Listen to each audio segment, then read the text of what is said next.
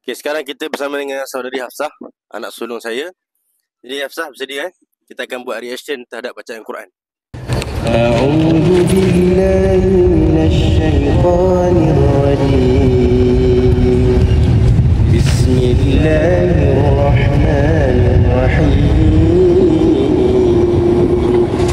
يا أيها الناس اتقوا ربكم الذي خلقكم من نفس واحدة وخلق منها زوجها وبث منهما رجالا كثيرا ونساء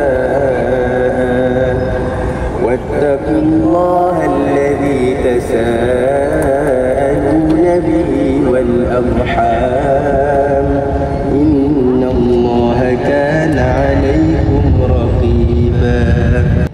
Okay, sekian reaction sosial eksperimen. Jumpa lagi. Assalamualaikum.